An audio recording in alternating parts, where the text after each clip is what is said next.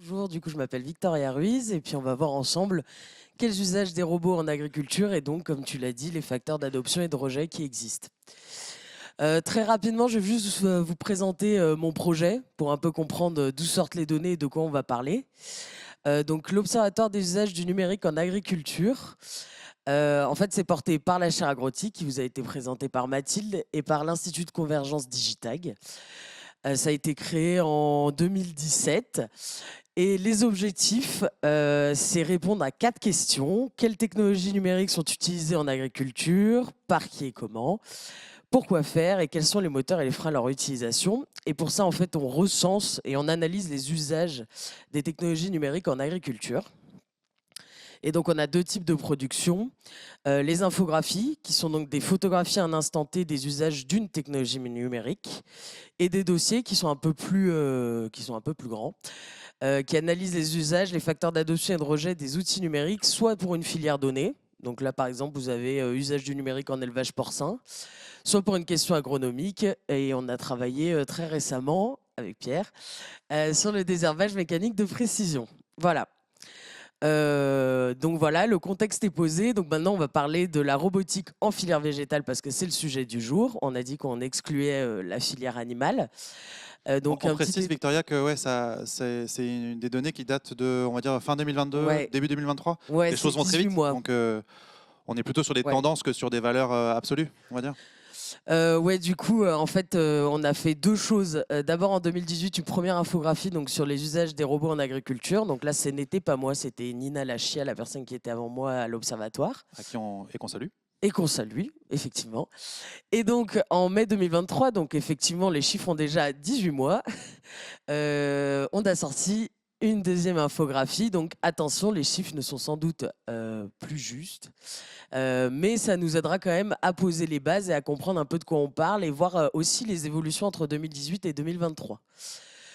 En 2018, on avait estimé qu'il y avait à peu près une centaine de robots en activité chez des agriculteurs en France. Et en 2023, on a eu quand même une grosse évolution en 5 ans, étant donné qu'on serait aux alentours de 600 robots. On peut estimer que là, aujourd'hui, fin 2024, on est sans doute encore plus. Donc c'est intéressant de voir qu'il y a quand même une grosse évolution en à peine 5 ans, quoi. Donc quels usages? À peu près la moitié des robots, on avait estimé donc en 2023, qui servaient pour la vigne, en particulier pour le désherbage mécanique, comme l'a expliqué Roland, c'est quand même un des premiers usages pour lesquels on fait. Là, vous avez 4 petits exemples. Je préfère le dire dès maintenant, ce n'est absolument pas exhaustif, ce sont juste des petits exemples. Et donc là, j'ai pris le Trax d'Exact, le Tête de Nayo, le Bacchus de Vitibot et le Vitirover de Vitirover. Donc on estimait en 2023 que ça représentait à peu près 280 robots. Même fonctionnalité, mais on voit qu'il y a des stratégies Voilà, on est. technologiques et d'usage différentes. Ce qui est intéressant, c'est qu'un Vitirover, c'est tout petit, c'est fait pour travailler en flotte, alors qu'un Trax, c'est un enjambeur, quoi. Mhm. Donc c'est intéressant aussi de voir qu'il y a différentes approches de la robotique. Ensuite, on a le maraîchage, donc idem, beaucoup de désherbage, il y a aussi du semis. Et donc là, j'ai 2 petits exemples, c'est l'anatis de Carré et l'os de Nayo. Donc on estimait que ça représentait à peu près 250 robots en 2023. Et tout le reste, qui était quand même assez peu présent. Donc on va avoir les multifilières, comme le tracteur de Citia, donc en fait qui sont vraiment des robots, Polyvalent. enfin des tracteurs autonomes en fait. On va avoir aussi ceux qui servent à la manufacture dans les serres, donc le Trooper par Instar Robotique, ou encore les grandes cultures qui étaient encore récemment, et puis peut-être que ça va évoluer un peu le mauvais élève de la robotique, mais là on a l'exemple de la phénomobile qui est surtout utilisée en recherche par l'INRAE. Pour faire du phénotypage haut débit. Voilà, c'est ça. Les usages à venir, quelques petits exemples, évidemment pas du tout représentatifs, il doit y en avoir plein, plein, plein, plein, plein, mais c'est juste pour vous montrer qu'il y a des choses qui arrivent. On en a pas mal entendu parler récemment, l'irrigation en grande culture, donc Oscar par Osiris, qui arrive très prochainement. Il y a la pulvérisation en viticulture, je ne vais pas dire son nom parce qu'il est un peu complexe, mais par Yann Mar. Et eh ben, c'est assez marrant parce qu'on vient d'en parler, les robots de récolte de fruits. Mais comme je crois que Xavier l'a dit, le problème c'est que c'est assez lent et là c'est quand même risqué de louper le moment de la maturité parfaite. Mais voilà, c'est des Israéliens qui développent ça. On peut aussi s'intéresser aux sources d'énergie. C'est très majoritairement électrique. On a de l'électrique solaire comme le Famdroid.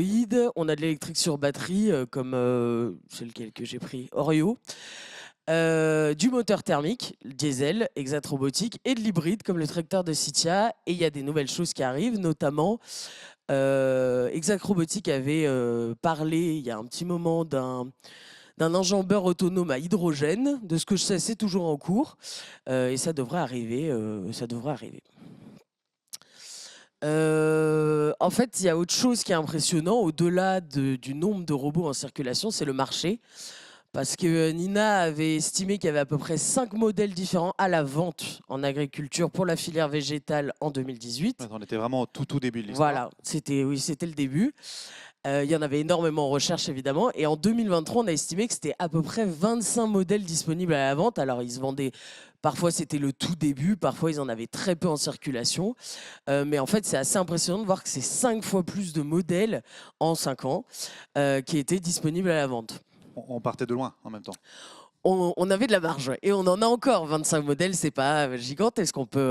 C'est sûr que par rapport à, faut savoir que quand moi j'ai fait l'infographie, on n'a pas du tout exclu la filière animale et en effet, on parle pas du tout des mêmes chiffres, on parle pas du tout de la même filière, on parle pas du tout des mêmes levels d'adoption. Donc la filière végétale en a encore sous le pied.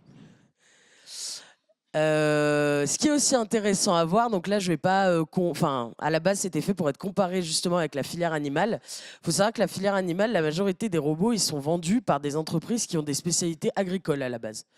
Donc des très gros groupes qui font plein de choses pour l'agriculture et qui font pas du tout que des robots.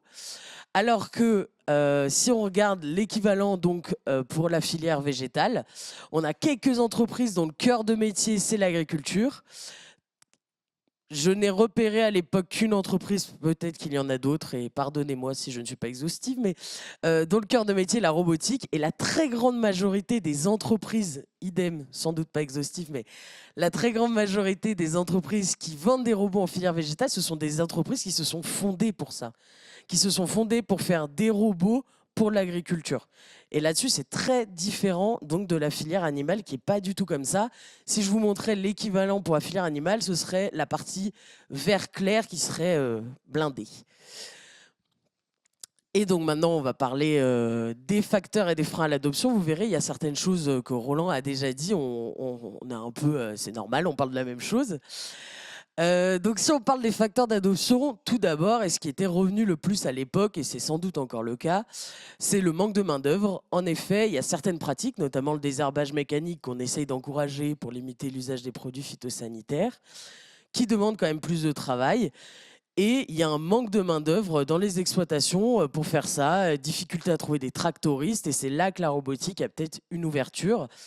Et ce manque de main-d'œuvre, on peut aussi le voir pour attirer des jeunes aussi dans le métier. Moi, c'est ce qu'on m'avait dit. Jeunes ou moins jeunes d'ailleurs. Oui, je me des rappelle d'ateliers, néo-agriculteurs. en tout cas, qui n'étaient pas forcément d'un atelier où on avait mobilisé pas mal de jeunes et qui n'étaient pas a priori hyper enthousiastes par leur robotique, se disant justement Oui. que ça allait potentiellement leur piquer leur boulot.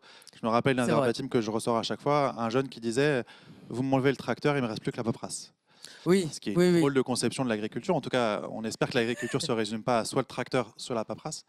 Mais je viens juste un peu challenger cette idée que les jeunes, a priori, adoreraient Oui, la oui. techno. Pas forcément. C'est aussi, il faut y voir, en fait, au-delà d'attirer les jeunes parce qu'ils vont trouver ça rigolo d'avoir un gros tracteur, enfin un gros robot du coup, c'est aussi voir ça comme une libération parfois du temps. En fait, les gens veulent passer du temps en famille, c'est normal. Les nouveaux agriculteurs, ça va être vraiment un enjeu. Et ça se voit aussi en filière animale où en fait, les robots de traite, ça sert aussi à ça. Ça sert à avoir un peu de temps pour faire un peu de grasse mat ou quoi que ce soit, quoi. Ou avec d'autres contraintes, mais qu'on n'évoquera pas aujourd'hui, mais qui sont effectivement souvent, Oui. c'est souvent des arguments qui sont mis en avant. Donc ça, c'est le premier argument qui était revenu en masse à l'époque quand j'avais fait des entretiens donc avec des gens de la filière. Donc le gain de confort de travail, évidemment, en fait, là, l'objectif, c'est que le robot vous remplace pour des choses qui sont moi, qui sont pas très intéressantes à faire ou qui sont très répétitives. Et comme ça, ça vous laisse plus de temps pour les tâches qui demandent réflexion, les tâches peut-être qui sont considérées un peu plus nobles. Alors ça, c'est un mot qui est très utilisé en filière animale parce que voilà, un racleur de lisier, enfin, on peut s'en passer de racler le lisier, je pense. Et je pense qu'en filière végétale, c'est un peu pareil. Ça peut aussi, voilà, peut-être que rester toute la journée à désherber, au bout d'un moment, tout le monde en a marre, quoi. La précision des données récoltées, la précision du travail également, j'en profite pour le dire, et ça Roland l'a un peu dit, en fait les robots ils sont réfléchis pour, ils travaillent moins vite, mais ils restent très longtemps sur l'exploitation. Il y a beaucoup de robots qui proposent des caméras, enfin des choses qui permettent de repérer des maladies en amont, qui permettent de faire remonter des informations, parce qu'ils sont toujours là en fait. Et pareil, la précision de travail, en effet, un robot, si il est bien et s'il est bien réglé, et si ça travaillera toujours mieux qu'un humain, c'est On en parlera tout à automatisé. l'heure dans les tables rondes. Je laisserai des gens plus spécialisés que moi en parler. Euh, et enfin, les enjeux environnementaux, évidemment, bah, du coup, Roland en a beaucoup parlé, l'agroécologie, les robots, le fait qu'ils sont plus légers en général qu'un tracteur et donc ça évite l'étassement du sol. Ils sont quand même majoritairement électriques, enfin, il y a plein de sujets. Donc voilà. Là, je me permets là aussi de préciser juste, on est plutôt dans l'agriculture de précision Oui, aujourd'hui. On est plutôt sur la bonne dose au bon endroit, la bonne oui, action au bon moment. On n'est pas encore sur l'agroécologie au sens où on non. l'a défini tout à l'heure. Non, non, Ça sans reste doute une un marche à jour, franchir. mais pas tout de suite, quoi. Voilà, et si on parle un peu des freins, évidemment, un robot, c'est cher. Je pense que tout le monde ici est Ou d'accord. perçu comme tel, ouais. On en Ou reparlera. perçu comme tel, et ce qui est assez marrant, c'est qu'on a parlé du ROI, et justement, le ROI, c'est un sujet qui est beaucoup revenu quand j'avais fait des entretiens en 2023, parce que on m'a beaucoup dit, un robot c'est cher et parfois c'est très dur de prouver un retour sur investissement précis parce que les gains ils peuvent être pas financiers. Ça peut être de la qualité de vie, ça peut être de la qualité de travail, mais c'est des choses qui sont très difficiles à quantifier financièrement en fait. Et là, on aura aussi justement des retours d'expérience qui vont Ouais, essayer de formaliser ces qui vont bénéfices alimenter. induits. Oui, parce que c'était, en tout cas, moi, les gens avec qui j'avais parlé en 2023, ils avaient bien du mal à me dire, voilà, en utilisant un robot, on gagne tel nombre Tant d'argent en d'euros par hectare. Ouais. rendement, voilà. Donc c'est intéressant. Le manque de formation des agriculteurs, alors je ne sais pas à quel point c'est encore actuel, je pense que ça commence à évoluer, mais moi à l'époque c'était beaucoup revenu. Alors un manque de formation parfois voulu des agriculteurs qui n'ont pas forcément envie de se former, mais aussi bah, ça fait un peu peur quand même un robot. C'est nous, on étudie du coup l'adoption des outils numériques. Pour nous, un robot, c'est une très grande fracture numérique. C'est pas avoir un logiciel de traçabilité en termes d'adoption, c'est quelque chose d'assez impressionnant. Et du coup, c'est pas tous les publics qui vont accepter de prendre le temps. Enfin, c'est quand même, je pense, bah, on en parlera avec des agriculteurs qui ont vraiment utilisé, mais Ça. c'est pas du jour au lendemain, ça arrive et ça fonctionne. Hein. Au-delà de la formation, c'est aussi un enjeu de confiance, probablement, de confiance dans leur capacité de maîtrise. Et puis ça pose la question aussi de la formation de l'environnement des agriculteurs eux-mêmes. Je pense Ouais. aux conseillers, aux concessionnaires, et la confiance que les agriculteurs peuvent avoir dans cet environnement pour justement maîtriser ces technologies et le service après-vente associé, la maintenance, etc. Puis c'est quelque chose que nous, on avait vu aussi dans le dossier qui vient de sortir, c'est aussi accepter une extrême, pas ingérence, mais l'entreprise qui fabrique le robot, elle va devoir être très présente et elle va gérer beaucoup de choses pour le robot parce qu'un agriculteur, il peut pas tout faire.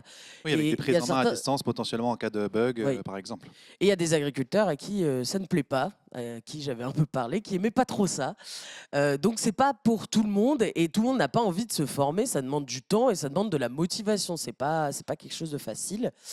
L'adaptation des pratiques, bah ça pareil, Roland en a un peu parlé, mais pour adopter un robot, il faut déjà accepter d'utiliser du désherbage mécanique.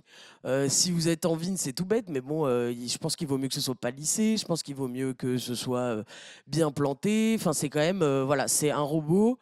Actuellement, j'ai l'impression que c'est aussi vous qui devez vous adapter à son C'est ça. arrivée que Aujourd'hui, l'inverse. c'est ça. C'est pas le robot qui Ouais, s'adapte à la plante, hein, comme l'évoquait ouais, ouais. Roland. En tout cas, c'est ce qu'on espère demain si on veut que l'agroécologie se déploie grâce à la robotique. C'est plutôt là, à l'inverse. C'est le système d'exploitation et l'agriculteur associé qui s'adaptent au robot et Ouais. ses contraintes. Là, les exemples, bon, je les passe. J'avais beaucoup d'exemples, surtout en élevage, parce que c'était là où j'avais eu le plus de gens qui acceptaient d'en parler, parce qu'il y avait beaucoup plus de recul, mais par exemple, il y a des bâtiments entiers qui sont fabriqués parce qu'on sait qu'on va avoir des robots. Et on n'a pas le choix, sinon pas de robots, quoi. Et enfin, évidemment, grande star, je suis sûr que plein de gens vont en parler aujourd'hui, c'est les aspects réglementaires, c'est la sécurité, c'est la hantise de tout le monde, hein, un accident, Oui, et puis le flou artistique Ouais. associé, parce que jusqu'alors, peut-être que les réglementations étaient moins définies, moins connues. Moins connues, c'est probablement encore le cas, mais ça, on a l'expert qu'il nous faut pour nous préciser tout cela. En effet, et puis c'est vrai qu'un des freins, moi, qu'on m'avait cité, c'est quand même un robot, ça peut pas. Sauf si j'ai loupé une très grande nouveauté, mais à l'époque, ça pouvait pas rouler tout seul sur la route, ça pouvait pas travailler tout seul, ça pouvait pas. Et ça, il y a On certains va revenir sur cette agriculteurs, définition-là. voilà. Donc je laisserai des gens bien plus calés que moi en parler. Et voilà, et on arrive un peu à la fin. Bon, alors j'ai bien conscience que je suis face à un public qui sait une très grande majorité de ce qu'on a dit, mais c'était bien de repréciser. Puis je vous remercie de votre attention, du coup. Merci beaucoup, Victoria, pour cette synthèse. Pareil, je me tourne vers la salle. Est-ce que certains peuvent... à ta gauche. Voilà. Bonjour, Sébastien Weckmans, Walgy Farm Belgique. Je permets effectivement de rebondir sur la question du frein. Si vous regardez en fait le frein, la question de l'incertitude sur le retour sur investissement, que ce soit pour les robots, que ce soit pour toutes les technologies numériques, c'est toujours le premier. Toujours, on prend des OAD, on prend l'autoguidage. Dans toutes les enquêtes européennes et même à l'étranger, qu'elles soient américaines, c'est toujours la première question. Et malheureusement, c'est toujours le point qui est pas assez étudié. Et alors, sur le retour sur investissement, il faut faire aussi, je pense, très attention que c'est en euros et en minutes. Et j'aurais envie de dire, une fois que vous avez, parce que vous avez une technologie, donc la première question que l'agriculteur va poser, enfin il va toujours poser 4 questions. Donc le coût, ce que ça lui prend pour apprendre la techno, ce qu'il va gagner en euros ou éviter de gaspiller, et ce qu'il va gagner en temps. Et si une technologie ou un fournisseur peut répondre aux 4 questions, on peut considérer tout le reste, toute la partie réglementaire après cet accessoire. Mais c'est toujours ce facteur de frein, ce levier malheureusement qui est qui n'est pas répondu et qui reste malheureusement, toute technologie numérique confondue, toujours le premier problème. Bon, il n'y a plus qu'à. On a la recette maintenant. Il se pose aussi la question de comment ça vient s'insérer au service de mon projet d'entreprise, d'entrepreneur par rapport à mes contraintes. C'est aussi peut-être un point sur lequel il faut insister. Madame tout là-haut, avec le micro qui arrive. Merci. Comme ça, on vous entend tous et notamment ceux qui sont en ligne. Je vous laisse vous présenter. Oui. Bonjour, Cindy Biet, je suis responsable de formation groupe Alidad sur Bordeaux. Donc, merci Victoria pour la présentation. Tu as parlé de manque de formation au niveau des agriculteurs. Bon, c'est mon cœur de métier, donc je suis un peu placée pour le savoir. Mais du coup, est-ce que dans l'étude, il y a une question sur le coût de revient? Est-ce qu'ils savent, les agriculteurs, combien déjà est-ce qu'ils arrivent à calculer leur coût de revient déjà à l'hectare, en heures, à la parcelle, le temps passé? Parce que ça, finalement, on se rend compte, nous, sur le terrain, que ce sont des données qui n'arrivent pas à chiffrer et qui ne font pas, ça ne les intéresse pas. Donc, tout ce qui est nouvelles technologies robotiques, en fait, ils éludent rapidement les questions. Alors c'est assez marrant parce qu'en fin de compte on reste tout dans le même scope. Non, justement c'est très compliqué de savoir. Et puis c'est vrai que c'est, comme l'a dit Sébastien, c'est le cas pour tous les outils numériques. Là je fais une étude actuellement et on m'a pas plus tard qu'hier on m'a encore dit si un outil fait pas gagner du temps et de l'argent c'est mort. Et c'est pour ça que les leviers qu'il y en a deux. Moi je vois pour régler ça. C'est un extrême accompagnement SAV, enfin conseiller, concessionnaire, service après-vente et le levier qui peut un peu éliminer cette question des ROI, c'est les aides financières France Agrimaire, européennes. Parce que à chaque fois que je fais une étude, un des facteurs d'adoption qu'on me donne, c'est ah, c'est marrant, en 2018, il y a eu un gros pic d'achat de ça. C'est marrant, c'est aussi l'année où 60% étaient pris en charge par France Agrimaire. Donc il y a du travail, il y a des gens qui essayent de travailler là-dessus, mais c'est vrai que c'est la grande question et c'est le frein principal des outils numériques. Une question tout devant de la salle. Alors, vous inquiétez pas, il y aura plein de temps pour d'autres plages de questions. Non, juste devant, pardon, pour les personnes qui sont en ligne. Et puis après, il y aura Madame là-haut. Pardon, désolé. Elle a levé la main en premier, après, là-haut. Mais on commence avec Léa, la Madame là-haut, et puis après, on enchaînera. Moi, j'aurais là du coup une question en ligne d'Alain Savary qui s'interroge sur la place du frein, de la perte de maîtrise des technologies et de la dépendance à la technologie et quelle place ça prend. Alors, à l'époque de l'infographie, on ne l'avait pas trop identifié parce que j'avais beaucoup parlé, pour être tout à fait honnête en termes de méthodologie, je parle beaucoup à des constructeurs, des conseillers, des personnes d'instituts techniques. Par contre, quand j'ai travaillé donc, sur le dossier où on a travaillé avec Pierre et on est allé rencontrer des agriculteurs, c'est venu très très vite. Et puis très dystopique. En effet, c'est une grande question. Les gens ont peur d'être dépendants, les gens ont Certains. peur, Certains. certaines Les- personnes ont peur de laisser les rênes et certaines personnes, ça peut devenir dans leur tête un épisode de Black Mirror, quoi. Oui, mais même sans aller jusque-là, la question de la maîtrise Oui. de cette technologie, de la prise de décision, etc., reste effectivement un sujet extrêmement prégnant. Mais c'est difficile à quantifier, identifier mais à parce quantifier, que c'est très personne dépendant et il faudrait aller voir tous les agriculteurs.